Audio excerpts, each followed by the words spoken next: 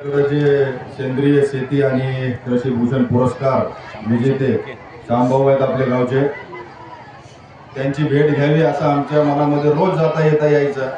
त्यांच्या घरासमोरचा बोर्ड आम्ही रोज वाचायचो.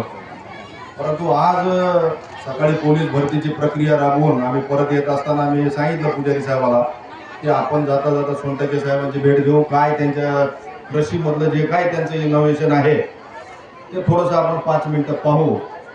परंतु जे माऊलीच्या आणि हनुमंतरायाच्या मनामध्ये होतं की तुम्ही या इथं आमचा प्रसाद घ्या, आमच्या चरणावर आपलं मस्तक या ठिकाणी लागलं पाहिजे. आता हे देवाची इच्छा असं आपण समजायला हरकत नाही.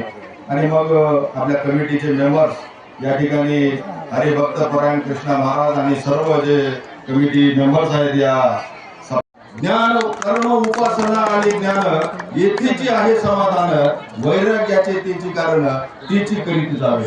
त्यामुळं माणूस कुठेतरी गुंतलेला असला पाहिजे हे आपण लक्षात घेतलं पाहिजे. आणि सर्वात शेवटी सर्व गाव कशा पद्धतीने एकत्र राहील या दृष्टिकोनातून जे काही जाणकार माणसं आहेत, जे काही प्रमुख माणसं आहेत, यांचं सुद्धा आपल्या सर्वांचं ते कर्तव्य आहे. त्यामुळे गावामध्ये कुठलाही वाद तंटा न होऊ देता सर्व जाती धर्माचे लोक कशा पद्धतीने एकत्र राहतील, हिंदू असतील, मुस्लिम असतील, दलित असतील, साळी माळी कुष्टी 18 पगड जातीचे लोक असतील, सर्वांनी कुठेतरी एका व्यासपीठावर